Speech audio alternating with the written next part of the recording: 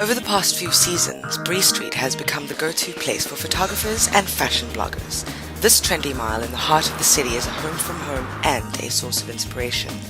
Armed with just her laptop and a keen eye, online writers like Justine Stafford stay on the cutting edge by getting out there and blogging about it. It's really opened fashion up.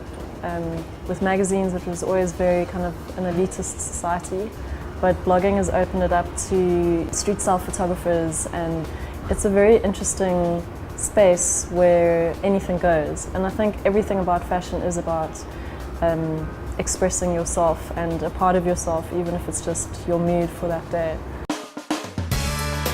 When it comes to setting mood, the street can be a better backdrop than a studio. By mixing the glamour of fashion with the grittiness of real life, photographers like Andrew Broughtiseth are creating images that are as artful as they are beautiful. The thing I love about Bree Street, it's like got these old elements. I mean, you look at the architecture and you look at the cobblestones and you look at the churches like this one behind me. And then it's got a lot of new things. I mean, new kind of cool hip brands. It's got new office blocks and cars and signage, and visually I'm not trying to separate old and new. I'm trying to blend a bit of visual injection from the street and actually keep it a little bit messy, you know. Justine's friend Petra Gilomi is an up-and-coming designer whose label, Sway, is known for its unusual prints and offbeat floral patterns. Today we're talking to Petra from Sway about her summer collection. So Petra, tell us a little bit about your upcoming range.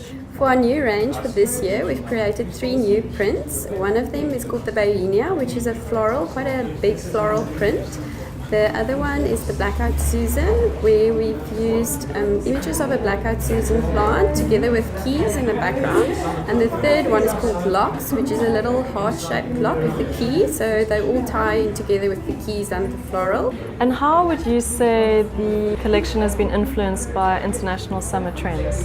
We've used quite a few pale colours, which we believe are going to be quite big in summer, like greys and purple and a little bit of turquoise. And then we've added some lime just as a splash of colour. Sway prints are all hand-drawn, silk-screened images, but above all, their dresses are ready to wear, styled for comfort and ease. And lastly, do you have any tips for wearing prints? Yes, it all depends what you like. For some people it works better just to wear like a printed skirt with a plain top, maybe in one of the colours that's in the skirt, the print. And for other people they like mixing and matching, like print on print is sometimes very nice.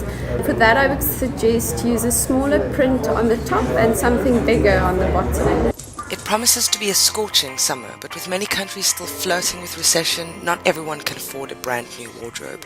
The secret will be to make a few garments work cleverly. I'm talking to Tracy Hodgson, Head of Design at Woolworths, about her Fabulist. Tracy, tell us a little bit about the Summer Fabulist. Well, the thinking behind it was really to make sure that Woolworths had the absolute must-haves for summer. Okay, and what would those be? Well, we have 10 items, but some of the key items would be the maxi dress, the short shorts, the stripy tee and the tunic, which you can wear either as a t-shirt or as a really short dress.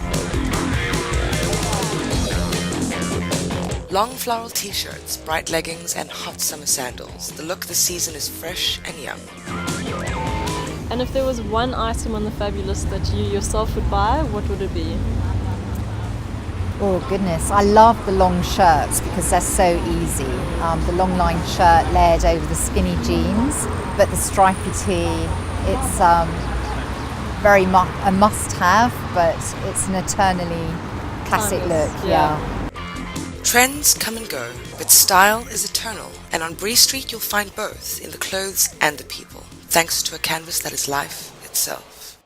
This summer, choose floral prints, stripy tees, statement sandals, and cuffed pants.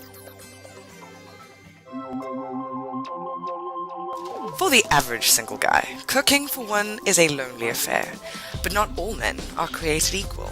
With a little effort, dinner can mean more than microwave meals or takeout. Just ask food blogger Andy Fenner. I guess I got into food when I was at Stellenbosch, I suppose, living with 4 other guys in digs, as you do, and I just got tired of eating food that tasted like feet. And I think I just kind of seized the initiative and got in the kitchen myself and I haven't looked back. My belief is that anyone can fall in love with food. You don't need to be famous. You just need to get in the kitchen and actually start trying a couple of things. You can make amazing food, very simple food, very quickly, and it'll probably arrive. It'll be in your body, in your belly before the pizza's even arrived. Andy's food philosophy is quite elementary. Keep it simple and fresh, which means keeping an eye on the seasons and what's growing up right under your feet. Fresh herbs, obviously, an amazing way to flavor dishes. They're a lot healthier than salt, and they get a great flavor in. My wife and I have tried to grow our own, but we're not blessed with the greenest of fingers. Luckily, my neighbor is a lot better than I am at it. She grows amazing herbs out here, coriander, parsley, and some brilliant fresh thyme. She doesn't know that I come out here and nick it every now and again, or she didn't until right now, I suppose, if she's watching this. But thanks to her, we're going to have some great herbs for our mushrooms. Shopping with Andy is a reminder that preparing food does not have to be complicated. The trick is to have a few recipes in mind and then see what's on the shelf. A food philosophy for me that's very simple is I buy ingredients that are seasonal and fresh. Too many people pick a recipe in their head before actually seeing what's on offer and letting those ingredients speak for themselves, because they should be the hero of the dish, not the person who's cooking it. As it happens, Andy is entertaining this evening.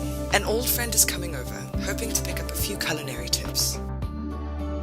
We spoke about lazy bachelors earlier, and one of the more lazy ones, my mate Pete, is coming around for a quick cooking lesson in the kitchen.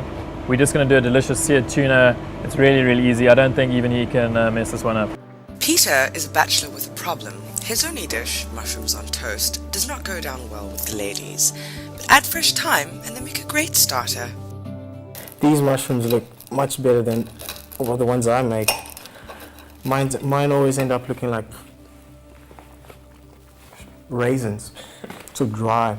I've seen your cooking and I know it's pretty shocking, but why don't you tell me a little bit more about your problems in the kitchen?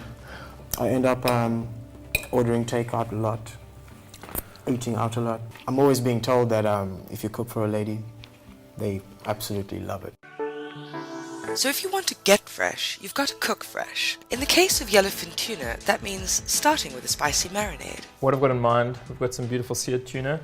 Okay. We're going to do a couple of Asian spices there, some chili, ginger, garlic, a little bit of lemongrass, those kind of flavors. Then I'm going to throw together a couple of nice little salads. I'm not going to be doing all the work there. I'm going to give you a couple of things there. A pestle and mortar is not something most bachelors are familiar with.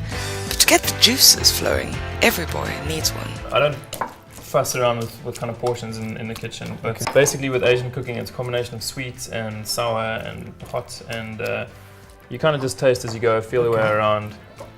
Sesame oil is potent stuff though, so only get a couple of drops in there. Okay. Otherwise, your date will be running away from you again. You don't want that. Don't want that. The secret's in the sauce, or in this case, a marinade that takes a few seconds to create. Check out our website for the full recipe. Look how beautiful this tuna is. It's really, really good. Man. So it'll go awesome with those Asian flavors. Also, it's got this little green fish here, which is always important. Okay. It's color-coded by sassy, so it's green, orange, or red.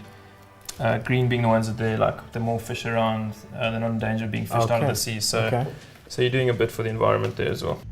While the tuna marinades, Peter dices up the ingredients for a kidney bean salad. Then it was time for the main attraction. Yeah, it's fast food though. I remembered who I was cooking for, so a couple of minutes aside and you're done. I think even you can handle it. 2 minutes aside I can handle. It's well within my threshold to handle, yeah. Okay.